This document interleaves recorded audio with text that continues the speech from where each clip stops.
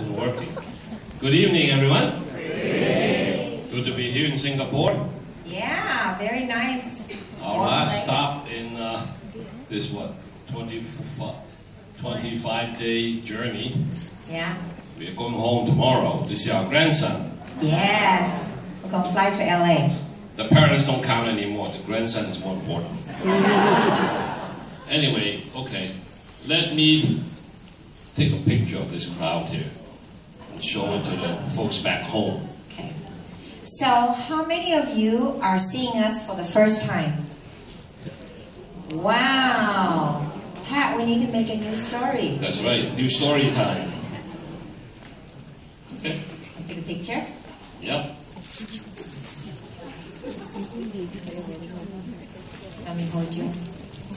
Yeah. I knew it. You had a problem there.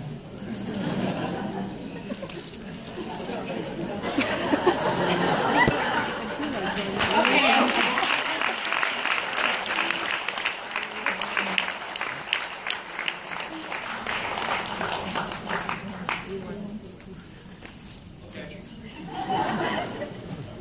Just want to show the folks back home how much fun we're having. Okay? So, would you like to share our story? Yeah. Our story started back in 1988. I was a computer programmer for an airline company called US Air. Well, nowadays it's called IT department. And she was a project supervisor. And you? Oh, I was a lawyer with a big oil company, small company named Mobil. I guess you guys heard of that, huh? From your reaction. So we are both so-called professionals. So that when people approach us and say, well, would you like to look at some business? I say, well, we are professionals. We don't sell. Heard that? Hmm? So we were happy being white-collar workers. And one day, in 1988, our airline merged with another airline. And then the boss called me in. So I have been working for 14 years as a programmer with US Air, total of 20 years. He says, Marguerite, you work very hard, don't you? How many of you are still working for someone else? Right? Do we work hard? Yes. Why do we work hard? Why? For raise? for No? promotion, For money, right? right? For promotion. No? You guys don't. No response? You work for money, right? Hoping you get promoted, hoping you get more raise, right? So did I. I was a project supervisor for a few years. So what's the next step? To be a manager. But back then, when position came up, then the boss says, wow, Marguerite, your grade is very, very good. It's A++. But for this coming promotion, we're going to give it to him. Because he has 3 kids and his wife is not working. Your husband's a lawyer. Do I get mad? Yes. But what can I do? Nothing, right? You still have to come to work tomorrow. So, when our company merged, and company was ready to move to a small town called Winston-Salem, North Carolina, from Washington, D.C., the big capital, the boss called me in and says, Marguerite, your luck is here. We're going to move to Winston-Salem, and we're looking at you. We're going to finally be able to promote you to manager if you come with us. So, do I want the job? Because you get a promotion means what? More money, right? But I have a problem. Him. The problem child here. Well, for her it's great, right? When you move south, promotion and raise and everything. For me, it's not good. I'll go unemployed. I'll start all over again. And at that time, you know, I have a half-decent job with the oil company, and my pay was pretty good.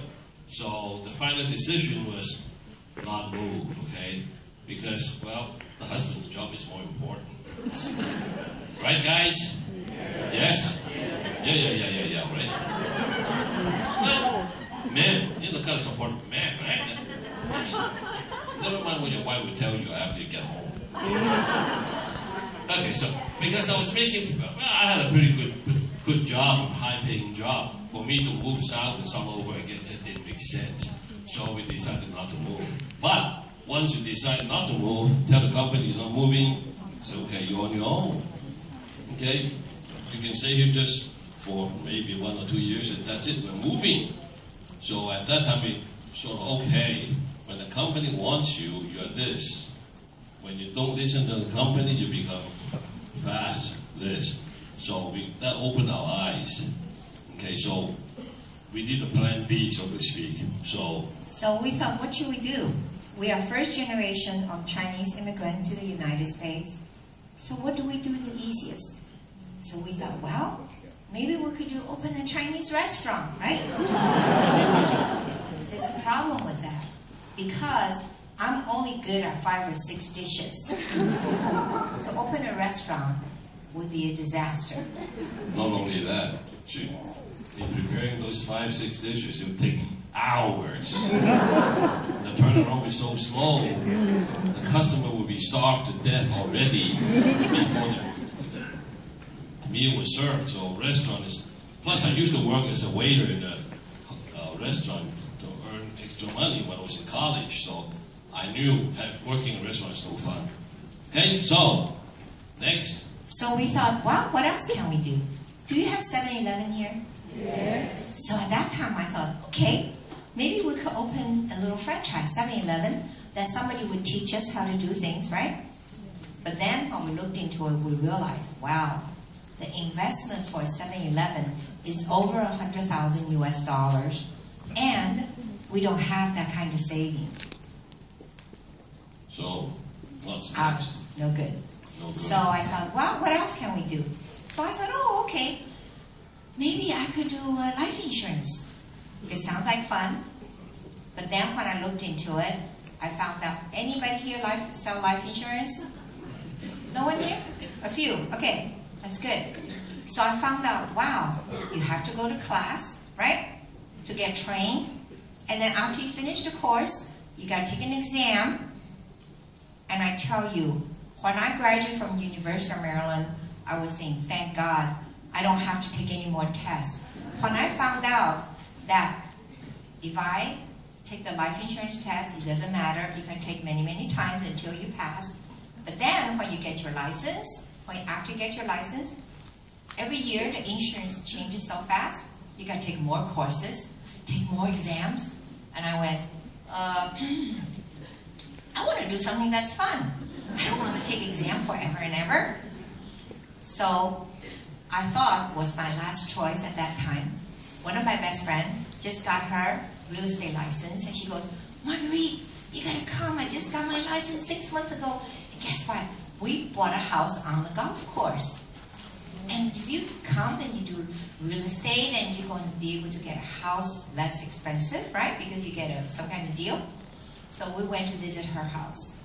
And you know what happened when you go visit someone else's new home?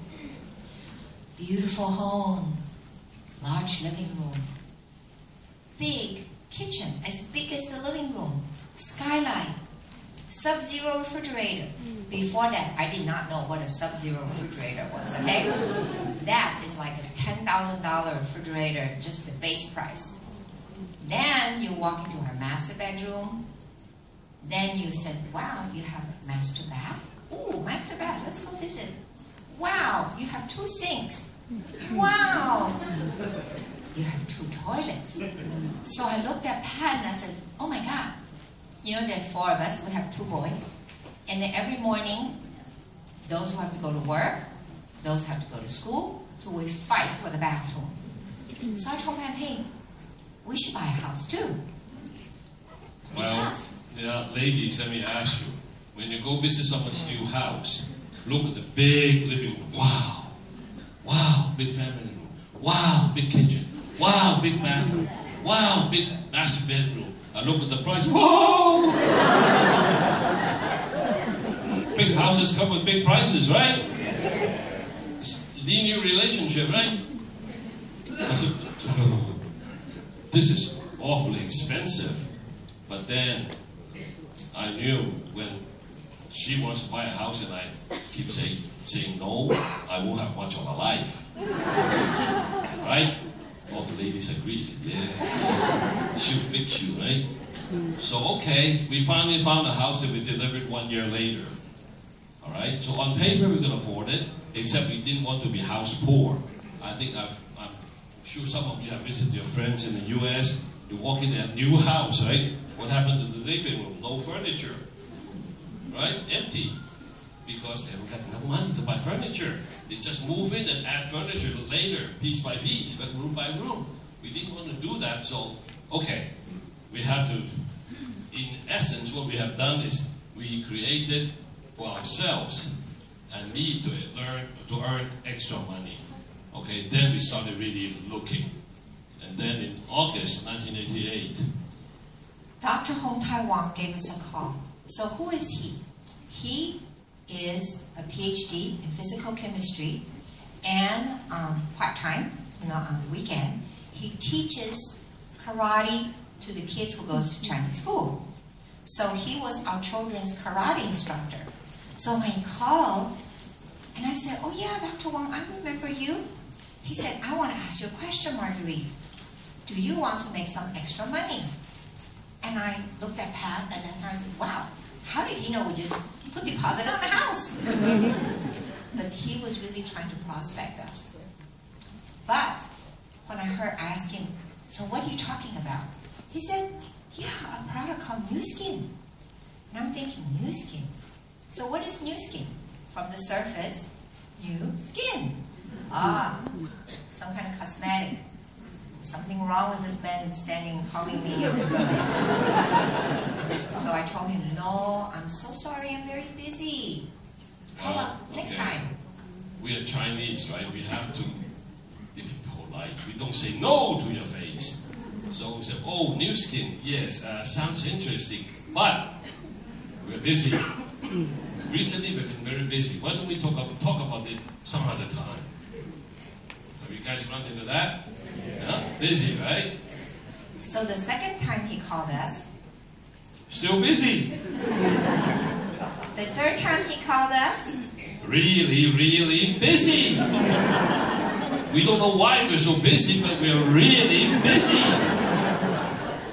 So I have to say, we're really very grateful because Dr. Wong called us the fourth time. If he did not call us the fourth time, New Skin would still exist, but we will not be here. Wow, right? So when he called us on the fourth time, we figured this guy won't let us go until we buy something. Right? So it's okay. Why don't we invite him over and buy the cheapest thing he has to offer? Okay? So we did him a favor. Right? We bought something from him and then out you go. So when he on September in 1988, he showed up and he said, you know, look at my hair. And we looked at his hair and we says, yeah, he was kind of a few hair last semester.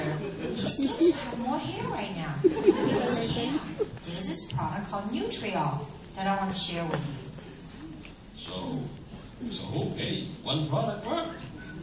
And then he did a half-face facelift on my face. So, how many of you have ever tried New Skin facelift and lift activator? Oh, not too many tried. For all of you, all of us, who want to do this as a business, it's good to try the facelift powder and the lift activator at least once on half of your face. Why? What happens after you mix it? What does it look like? It looks like milk, right? Then you put it on your face, half a face, and then what happens? When it starts drying up, it gets very turned. Look at your tongue. Have you ever called your upline or you sideline on days, and you're talking like this on the phone. Hello, hello, yeah, okay. And you know they are doing a facelift. But after 30 minutes, when you remove the facelift, what happened to your face? What happened? Goes up. So when he removed it, and my face went up, and I go, wow, that's really interesting. I'm 41 years old. What happened when you're 41? You feel like this is the end of the earth. The wrinkles starting, right? Everything going south. And this thing can make it go up. So I told Pat. Well, 2 products worked. So he sat us down and explained to us, the new skin system. Had no idea what he was talking about. In this year, out this year, okay? But then finally he brought up his paycheck. Now, you're not supposed to do this anymore. This was his August check. Look at it. Ooh, for the month of August, his commission was $2,400. 1 month. Figure, okay, 2,400 times 12 is about $30,000 extra. If we duplicate that in a year, okay, we have no problems. The house is ours. So, based on that, we signed up. Like she said, Dr. Wong is a PhD in physical chemistry. He's not a businessman. We figure if he could do it, we should be able to do it too. Maybe not as fast, right? Maybe give us a year. He did it in 3 months. Maybe we could do it in a year. So that's what got us into new skin. We had a need. Dr. Wong brought an answer. Okay? So, at the end of the first year, do you think we made $2,400 a month? How many say yes? Piece of cake, right? How many say so no? Easy. Oh, more people said no. We didn't make $2,400, we made $2,100 a month. So we got the house, right? And another year into the business, 2 years into the business, our check became $10,000 a month. So that's when she decided to do New Skin full time. And what's the joy of doing full time? Yes. I worked for 20 years at that point, facing a computer, right? Now, finally, I'm doing full time in theory, but my best part is I don't have to get up early in the morning anymore.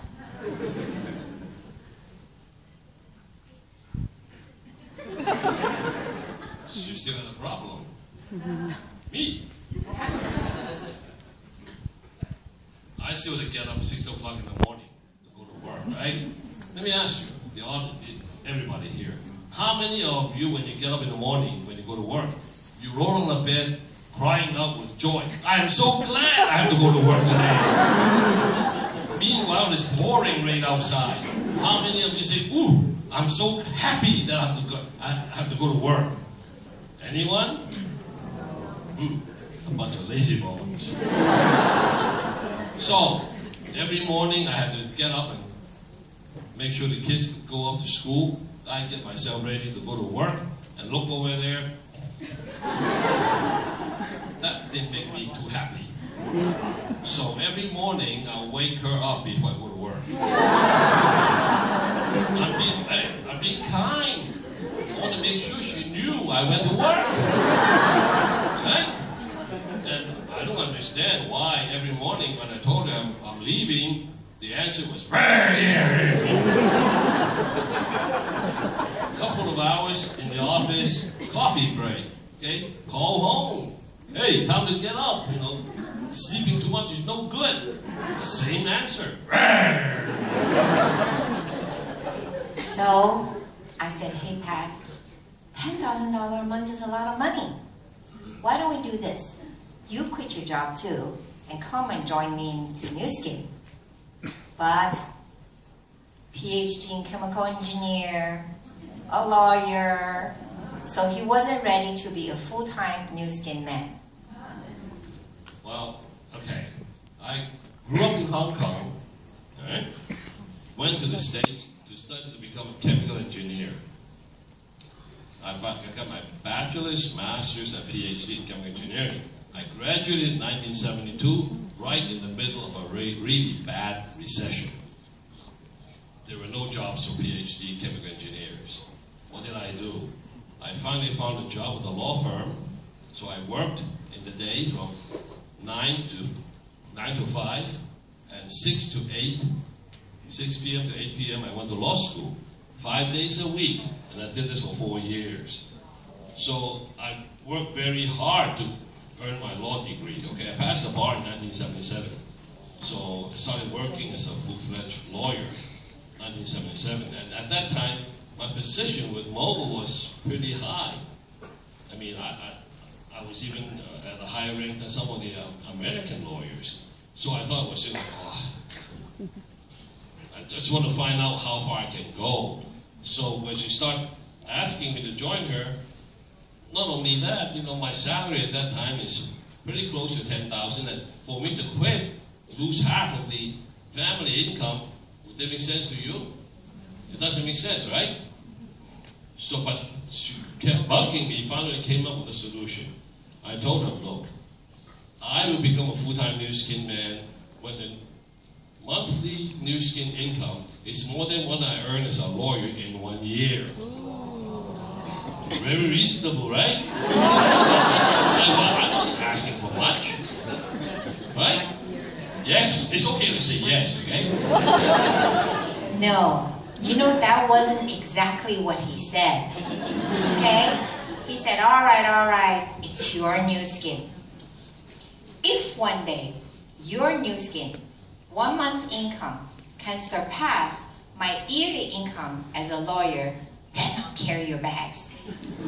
Oh.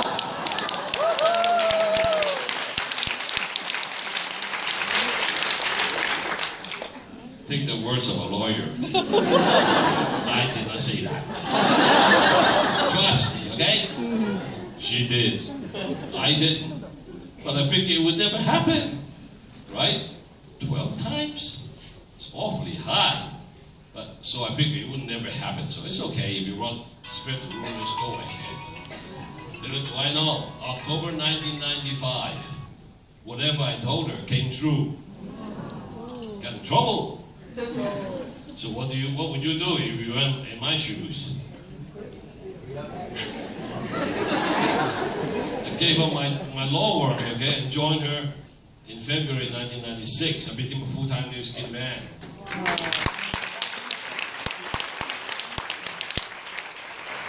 So briefly, that's our story. Okay, so what have our 27 years of Nu Skin brought us? Okay, this is how we looked before we started. Okay? This is, I think, 1985. Yeah, 85, 86 or something. Yes. Like that. Okay, this We is were an older young, boy. yeah. This older boy is a younger boy. Yes. And this is a young guy, okay? This is a young lady, okay? This is the house that got us into Nu Skin. Yes. All right? That's the house. It's not a small house, it's a 5,000 square foot house. So, right now, in 1996, when we built our other house, my parents moved into this house, but my mother passed away already, so my father is living in this house right now. Okay, so this is the family portrait. This was taken in November last year. Thanksgiving. Okay. Yes. So we have her father, My dad, yeah. mom, dad, Our Kevin, older son, older boy. Kevin. This is younger boy, His wife, his wife. Tilda. This is our grandson, Yes. Andrew. Andrew. And this is our granddog, Frederick. And Frederick is their dog. Okay. So, you think Grandma's happy to have Andrew around? Yeah. Look at that smile. Ooh. Yeah. Okay, so, oops, what happened here? Okay, these are the products we started with, all right? It's hard to That's see. Sandy. That's hard to see. That's Sandy Tillison. Yeah. Back in 1985. These are a little bit better picture. This is the product in 1990 when we start going to Hong Kong. Shampoo A, shampoo B. This is a picture taken in the Monte Carlo. We took the whole family to watch F1 Grand Prix. Yes. Anyone heard of that? Have you ever been to Monte Carlo? Yes. And then the F1 car racing. There's a hotel. This is a hotel called the Grand Hotel. Usually Grand Hotel now is Fremont. This is where Fairmont. the race, where they have a hairpin turn. So when you go stay there, we actually got the room on the front. And in the morning, you know, I'm not a morning person, right? So at 8 o'clock in the morning, you hear this boom. Then you start hearing coming. It's coming down that way, right?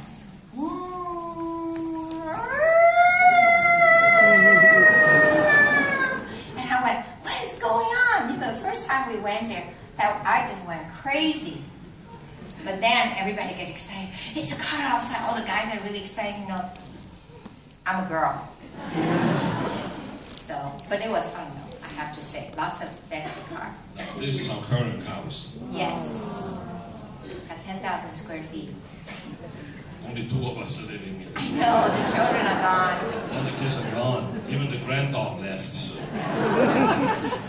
It's got an indoor swimming pool with our gym. And this is the living room. This is me sitting there with my 表姐, Wong, my cousin, when she came to visit in the United States from China. And the rug, the carpet here, is a picture of the outside, outdoors. We have a pond, remember, outside in front of the house here. This is the pond, and this is sun coming up. And the salesman told us that he'd send a photographer over to our house to take pictures to get inspiration for the rugs. It's a pair. One is for sunrise, the other pair for sunset. Oh, for the guys, you like this car? You know what that is? It's a Maserati. This is actually quite a nice car because before that you were driving a Porsche Panamera, but that one's very hard to drive. Every time I park that car, I'm crooked. And I couldn't figure out every time into the parking lot. It's so hard to park. This one is so easy to park. So there's something good about Italian cars. Okay? I have to say, it's nicely designed, right? Yeah. Very, very nice. And this picture taken in front of a Christmas tree, that's a real Christmas tree. A 14-foot tall Christmas tree. Yeah, in our living room. And this is a visitor. Outside our kitchen. Biggest pain on earth. They come and eat up all your flowers. And this is our French apartment. So what happened is I lived in Paris when I was a kid. And so when Nu Skin opened up Europe in 1995, I told Pat, maybe one day we could have a little piece of Paris. So we purchased this apartment in 2005? 7 or something like that. And it's 1 kilometer from Notre Dame. Yes. And it's got 7 windows. That's her. That's me. That's right. Standing on the 4th floor. That's her. Yeah. 7 windows. 1, 2, 3, 4, 5, 6, 7. Yes. It's very risky to show her real estate. So this is in China. When China opened 2003, this was, I think, 2003 or 2004, Pat. When Bush Sr. was visiting China and Nu Skin held a reception, and I was there. So I didn't even know that Xinhua, the newspaper, actually went and took a picture of, I guess, different things. You know who that is? Yeah. Robert Kiyosaki. He needs TR90, doesn't he? So did I, right? You know who this is? Yeah. Robin Williams. You know, it's all through Nu Skin. In the Nu Skin, who do we have? Force for Good. So we donated money to Psychology, which is part of Force for Good. And Psychology held some kind of reception, and he was invited to the reception. And so I said, oh, you know when you see a movie star, you know what you do? You go gaga over it. So we asked to take a picture with him. Well, he's very quiet, you know, unlike what you see on television. Right? He's crazy on television, but he's very calm. Very nice person. Who that is? Robert Duvall, another movie star. Remember Godfather? He was a young lawyer at that time. That's like 30 years before this. Yeah. If you guys remember Godfather, you guys are old. But anyway, another very nice guy. Yeah. Very friendly. And this is the Pat and Marguerite Sung professor at the University of Maryland. What we have done is we set up an endowment fund to support his research. Okay, that's why he's known as Pat and Marguerite Sung professor. Gotta have a name somewhere. That's right. And oh, I understand you guys will be going to Paris next year, right? Next year, right? For your star creator and everybody. Say hello to Mona for us, okay? This was closed the museum. This I know. TE trips. TE trip 3 years ago. We were in Paris, and they closed down Louvre, so for only the TE. So we were there visiting at leisure because remember when you go to these museums, you have to be very careful for your pocketbooks and all your money, right? They have signs all around you, beware of pickpockets. Yeah. But they closed the whole place so we can take pictures. Okay. Wedding in Hawaii. Yes. This was last year. One of my New Skin sideline, a good friend of mine, we became very good friends, and she asked me to be her matron of honor. So at that time I says, you know, you're going to have a really very old matron of honor. So she says, no problem. You'll be the only one. So you'll be the oldest and the youngest. So we were there. You guys know the difference between bridesmaid and matron of honor? Or maid of honor. Maid of honor is usually not married. Matron of honor is married. That's the difference. And you like her dress? Yeah, it's a very pretty how much dress. it cost. It wasn't cheap. Many times more expensive than the suit I'm wearing. Okay? By comparison, my suit is dirt cheap. And afterwards, after the wedding, we visited one of our downlines, and she worked for Hawaiian Airlines. And this is the first airplane that Hawaiian Airlines owned. They restored it and used it as they'll take visitors around the island. They fly around for an hour. So she got to sit in the co-pilot seat. You know, I used to work for an airline, so we're crazy about airplanes, all right? So when we had a chance to go see the Havilland and then sit on there, the pilot took us around